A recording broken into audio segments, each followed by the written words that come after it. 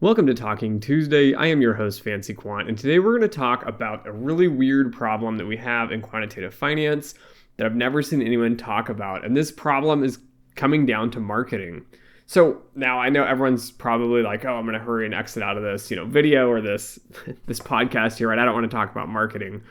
But this plays into your education. This plays into job placement, and this also plays into finding new jobs, promotions, and career development and career growth here. So I figured I would talk a little bit about this since no one else is talking about it. I'm going to start off with talking about the educational piece of this, universities, and then we'll talk about the industry on the second half and probably how these two kind of interact. But the weird thing I see is that a lot of universities don't do a lot of marketing, or their marketing is just not effective. Okay, so why is this important? This is important because imagine yourself, as many of you are, a student, maybe graduating undergraduate. Oddly enough, many of you are in high school too. You're looking to plan this career. You're looking for, the top universities. You want to go through this process. You listen to my channel. You go online. You find other channels and forums, and everybody's telling you you need at minimum a master's or a PhD to go into quant finance, okay? And you really want to go into quant finance, and so what do? Well, you start looking at online forums, and then you go to QuantNet, and you go to risk.net, and I don't know, maybe there's some other ranking out there, and you find some lists, and you see some programs, and they almost provide you nothing on the program, right? So you just see like, okay, these programs are 1, 2, 3, 4, all the way down to like 20-somethings probably, and there's nothing about the programs besides job placement, how much it costs to go there. You can go into a lot of the forums and read students' perspectives and opinions on these, which I think is a good thing to look at, but they don't tell you anything about the program, right? What are you getting for this program, right? You get a stamp on your resume that says, master's in financial engineering, master's in computational finance, mathematical finance. Like you get a master's of something stamped onto your resume. That's all you get, right? There's really nothing, there's nothing else about it that tells you anything about the program. And so looking at it from an industry perspective, right, you're trying to find top students here. And often we have the same issue, which is like, I want to hire a top student and I see these rankings and it says 1 to, whatever. So I want to hire someone from a top ranked program. But, we hired someone from a number 2 or number 3 program before and they didn't turn out very well. And then we hired someone from, I don't know, these other schools. It was top 5, top 10. They didn't work out very well. And then I hired someone who wasn't even on this list and they turned out to be the best employee we had. So then employers are like, well, we want target schools to make the hiring process easier, but we don't know which route to go. Like, where do you turn? Do you turn to local schools and build your relationships? Do you turn to big universities? And unfortunately, a lot of these universities are only interested in building relationships if you currently have jobs to fill. And so basically you're helping them increase their employment numbers. So this is kind of sad. Why this is sad as a institution coming from the hiring side, right? I need to build relationships where I can trust people over time. I need to be able to understand that you understand what we're looking for and that you can help us find good candidates. But often this isn't the case. It's like they want to be buddy-buddy with you as soon as you contact them. And then as soon as you say like, we're not hiring currently, then it's like, oh, okay, well, thanks for your time. If you have any jobs, feel free to email us. So it's this kind of, I don't know, parasitic relationship where it's like the universities often, well, at least it feels like the universities are just like sucking the life out of these corporations, trying to find some way to hurry and dump all these students that they have. So it's not a very good working relationship between the two. And this comes down to a lot of the marketing behind this, right, as a student. So say you're a student and you have a computer science background and you really want to focus on, I don't know, maybe even more computer science, but you want to add in a little statistics and math so you can do more of the quant side. And maybe you have the goal of doing, I don't know, like a quant dev job. That's your dream, right? Choosing a program that's catered to what you're looking for will be beneficial. If you're going to be, say, I don't know, coming from a computer science background, but you really want to transition into model development, so like quant research, you're really going to want a math and stats program that's really heavy on that side and less on the computer science side. Now, again, you should still be developing your computer science skills to a mastery level, but you're going to really need to buff up on those math and stats skills, and finding a program that has those sorts of skills and that sort of focus is going to be beneficial to you. And better yet, if you found a program that brings in a lot of computer science majors and trains them all on the math and stat side specifically, that's like a winning hand here, right? This is the best you can get because they already know your general background in education. They know what you're missing and they know how to fill it, right? The problem we have with these universities is, well, one, not on the marketing side, but on the structuring side, most universities I don't think even know what they offer. I know this is sad, but it's true, right? They just tack on a name, they merge a few classes together. It's financial engineering, quant finance, whatever they want to call it, risk management here. And when they do this, then they all of a sudden think that like, we're going to bring in a bunch of students. Now, the reason this isn't working, so I'll explain to you this, my perspective on talking to universities, is that you have programs that are not well known and they have between like 5 and 20 applicants. What do you do, right? They don't know what to do. They're not getting very many applicants. They're not really, again, a lot of the core issues are coming down to marketing, but also come down to how they structure these programs. And so now you're stuck in this conundrum as well, where it's like, okay, nobody knows who you are, so no one's going to apply, right? So it doesn't matter if you're placing students at like the top firms, I don't know, big, hedge funds, top banks, and they're doing extraordinarily well and they're making a bunch of money. It doesn't matter. You're not going to get any applications because you don't have any marketing, right? No one knows who you are. Like I discover new quant programs in the United States here every single year that I have never heard of. And then I'm like, oh, they've been going for 5 years or 3 years or something. Like, okay, it's newer, but I probably should have heard of that by now. And nope, never heard of them. So the marketing piece is really odd for me. So the only places I've really seen a lot of marketing, so some different tactics they're using here. One is they pay for the Google ads because they get placed on places like quantnet.com. They get placed on like RiskNet if they have any ads. I don't know if RiskNet does, but QuantNet does. They get placed in just general places trying to attract students.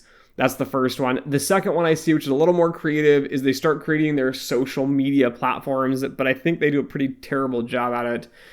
They create things like LinkedIn groups and they post on about their university on LinkedIn, or they post on, like Twitter, or they post on Instagram or something like that. They're trying to get students from different areas. And they're trying to bring it all together, but it doesn't really work. And then that's really like the crux of it. That's the core. I don't see a lot of really unique creative marketing ideas. And it shocks me too, because I have never had a university approach me and said, Dimitri, you have a podcast, you have a YouTube channel, you have 20,000 followers here as in, I don't know, maybe a month and a half. Maybe when this video comes out, I'll have 20,000 subscribers on YouTube. Why not pay someone to actually be on these sort of pieces here and be like, hey, all these people on this channel are here for one reason. And the most common question my channel gets is, Dimitri, is this program a good program? Right? Where should I go? What financial engineering master should I pursue? Should I go to school in the US? Should I go in Europe? Should I go in South America? What programs are available in Asia? Like everybody has these questions around these programs, and yet we don't see a lot of marketing for it. Okay, so that's kind of the first piece here, is if you could actually market this thing and find your audience. And I know quants are extremely hard to target and find, which is why I mentioned my channel in general. I would love to have sponsors or, ads on my channels. Again, they need to be relevant to what we're doing here. I'm not going to sell, I don't know, water bottles or some crazy product that's going to fix your life for mowing your grass or something. But they just don't seem to even target in on where the audiences are at. So I think that's kind of a big failure on many of these universities and why you're not getting enough applications. The other piece is that you don't rank well on your current marketing. So I didn't mention this, but like the rankings themselves is a marketing tactic, right? So again, there's two other pieces here. One, you can go to universities, find undergrads, market it and say, hey, look, we're a different university and we have a great MFE program, which I can't imagine other universities will allow you to do that. I don't know, maybe you can like at a job fair, but it's kind of like poaching students from different schools. And then, of course, you can actually get ranked on all these rankings. But now there's the problem with rankings, which I've mentioned before, which is how do you game the ranking system to get high on the rankings? And of course, if you've been ranked high in the past, you continually get ranked. There's actually zero correlation with this because of how the rankings are done, brand recognition, and then taking nonsensical things like, I don't know, programs' opinions. What do other programs think of you? I mean, what, have you been through their programs? No. Do you actually know the other people in the programs, the directors? You meet them once or twice a year, but you're not really knowledgeable. So, I don't know. It's just a crazy mess here. So marketing is the first issue you see with this. The second issue is just these programs don't create solid, well-developed programs, right? If you create a garbage program and you put 10 students through it, or even 50 students through it, or even 100 students through it, and they don't get quant jobs when they graduate, they're going to be upset. A lot of these students are going to be upset. And I've seen this with a lot of programs, right? You have the connotation in your head of what you think a quant is or financial engineer is, and part of it's on you because you didn't do your research. But part of it is these schools sell this and brand this and list these classes such that you think you're getting an education that you're not going to get. And so then job placement becomes very challenging. And so then universities are trying to figure out, how do we get students to place higher? Because we want higher job placement rate, right? We don't care where they get placed, but we want higher job placement rate so I can rank higher on risk.net and quant.net or quantnet.com. Anyways, but you're trying to figure out, how do you game these systems? And people say, Dimitri, we're not trying to game the system. We just want to get ranked high. Well, when I mean gaming the system, I don't mean you have to lie, cheat, and steal to get ahead on this. But you're going to be doing things and you're going to be focusing on the wrong piece here. You're not generating quality students. You're focused on getting job placement. Job placement doesn't mean you're being placed in the quant realm. It just means you find a job. And then they want you to make high salary. And guess what? A lot of high salary jobs in the finance realm aren't on the quant side. They're going to be on the business side. So now you're incentivizing people to do things and to create programs that aren't very solid and aren't very honest with your students. And again, now you come back to the marketing piece. Why aren't the programs marketing? One, I do not know, because it seems like it'd be a great money-making, exhibition here. Because even if you could get, 100 applicants at $100 an application, right? You got $1,000. If you got 1,000 applicants, you get $100,000. Like, it doesn't take much to review these applications, go through the process. Yes, I know it's time consuming, but you don't pay people at university a lot of money to review these. But then I guess the other piece here is, I guess if you have a bad program, you don't want people to know that, hey, we're not really focused in the quant side, so we're not going to market it, because if we market it, we don't want to say that we're offering A and then we actually offer B. So we're not going to actually do that. So I can kind of see, I guess, on one hand, why they don't market it, but it seems like a really crazy thing. And I'll be open with you guys too. As I mentioned, there are programs that are only getting 5 to 10 applicants. There are programs that are getting 1,000 applicants. Okay. Now, again, when you start looking at these programs marketing wise, they have well-known professors, industry practitioners at their universities. They also have these social media marketing, which is done much better than other universities. So not every social media effort on, Twitter, LinkedIn, and all that are created equal. And so a lot of these are doing better because of that. Some programs get email lists and spam people, which drives me nuts, because they send me emails somehow, like thinking I'm going to, apply for a second degree, even though I'm in the industry. But again, they're not created equal, and you see a mass difference between different types of programs based on the number of applications. If you're a well-structured program, you're very rigorous. Often you're not well known, you're not close to a big city, and so you need to do something better to market so that students can get good value out of these programs. And this is beneficial for you as a listener, because if you're a student, right, you want to get a really good value on your education. And often you can get a state college in the United States. And yes, you pay out-of-state tuition. I pay out-of-state as well because I didn't live in these states. You pay a little bit more than in-state, but it's a lot cheaper than going to private schools. And so you can get a really good value education where you're getting solid education, you're getting it at a great value. But often the piece that's missing, which makes these programs lower ranked, is that you're not close to a big city and you don't have good career resources. So you can think about the trade-off of whether you're willing to save money for that or if you want to go to a big name school for that. But marketing is a massive, crucial issue here, and I just don't see enough of it with the programs. Even as someone like me who's scouring websites and reading course descriptions and trying to figure things out to make ranking lists and to help students in general, there's not a lot of information online. Your marketing's quite terrible, even on your personal sites. And then most people aren't going to find you unless you're a really big name. Now, on the industry side here, right, we've done an absolute terrible job, I think, on the industry side. And these large banks, institutions, they spend a ton of money. And yes, some of these institutions are spending millions of dollars on university programs and recruitment. I know this is shocking to many of you, but they do grants. So it helps. I give you a grant, you go and study, finance and banking or whatever, and then it makes you feel good about yourself. But most of these are for non-quant positions. Again, they're finance, banking, business, marketing, accounting, those sorts of things. And then there's really no there's very minimal connection with universities and a lot of these corporations here. So they go there, they try to recruit, they send some random person who has almost no background in understanding what quants do, or they're like a very junior person hoping they can like wheel in or bring in some of these, smart people from random schools that are just close and local. But at the end of the day, right, the marketing's quite terrible, even though they spend a ton of money on marketing at these large institutions. And it's kind of odd because you think about like, the reason I say it's bad marketing is I ask students like, where do you want to work? Right? You're a quant, where do you want to work? Everyone always says, oh, I want to work in, hedge funds. I go, great, where do you want to work? And they go, oh, Citadel, DE Shaw, Two Sigmas, Bridgewater. And I'm like, okay, that's it. And they go, yeah, I just want to work at one of the big ones. But it's like there's all these other funds out there that are available, but they don't have very good marketing or relations, and they're not putting content out there in a way. So content creation, like I do, is one way of doing this. If you provide value to students or even industry practitioners, often you start building some reputation where it's like everyone wants to come work at your firm because of this. So I think this is one big failure is there's not enough marketing. On the banking side, you see the same thing, right? I ask, where do you want to work for banks? And they go, oh, JP Morgan, Bank of America, Citi, Goldman Sachs, Wells Fargo. And that's basically it. There's not a lot more besides a handful of big banks. And I look at them like, well, what do you know about their cultures? They go, oh, well, it's this bank. It's big. It's like, but what do you know about the culture? Like, what do you know about the teams? What are you going to be doing there? And they go, well, I want to work in risk management. That's why I'm going to these big banks. And yet we just don't see the funding even at the banks. Like, I think banks could do a lot better job at recruiting talent. And this has kind of a twofold message here. The one being you attract younger individuals who don't know what they want to do with their lives, right? You like math, you like stats, you like programming. Like, we have really cool jobs here at the bank that's not finance, that's not business, it's actually doing math, stats, and computer science.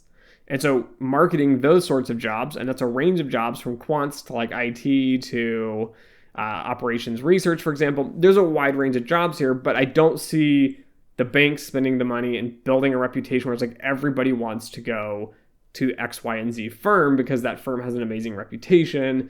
Goldman Sachs used to be amazing at this. I think it's tarnished and kind of fallen apart over the years. I don't know why. But I remember, I don't know, maybe 10, 15 years ago, maybe because I was a student, maybe that's why, maybe I should ask other students. It was always like the place to work. But I think part of this has to do, so now going back into this, most firms, at least banks, I'm not going to talk about hedge funds, but at least most banks don't have a quant-driven culture. And so you also have a lot of turnover lately in a lot of these big banks where it's like you have a CEO or a head of validation or a CRO or a head of model development or something, and they're really well known and they are well respected in the industry. They make a great working environment. And a lot of people want to work there because they're hearing things through the grapevine, right? You're starting to talk to your friends, you're starting to talk to alumni that graduated, and you're reaching out saying, hey, where should I work? And then they kind of hear about this. But then what happens is they change senior management, things get reshuffled, people get redistributed across different firms, and then all of a sudden you've lost all of your branding and all of your marketing. And so now we're stuck in this weird thing again where I come back to go, where do you want to work? And it's like, I just want to work at these big name banks because they're big name banks. And yet when I talk to individuals who actually work at these banks, I hear complaints about the culture sucks. This was terrible. I don't like working there. They don't treat me very well. And yet I don't see a lot of the marketing and branding on the banking side. Like, why not build a quant culture, market it, go out to these universities, build actual relationships with universities that actually do care about educating their students, that want long-term relationships, which I give an applause here to all the MBA programs who have done really well at this. But building that relationship so that you can actually attract top talent at a bank is crucial. And I think this is really odd because a lot of these institutions I go around and talk to people at conferences and events and through LinkedIn. The number one complaint I continually get is, Dimitri, we have some sort of problem at this institution. It could be a hedge fund, a bank, an investing firm. And they say, I really need an expert in XYZ. And so we're going to go out and find someone that only has experience in XYZ. And then they can't find anybody. And then they complain and say, well, we can't find any good candidates.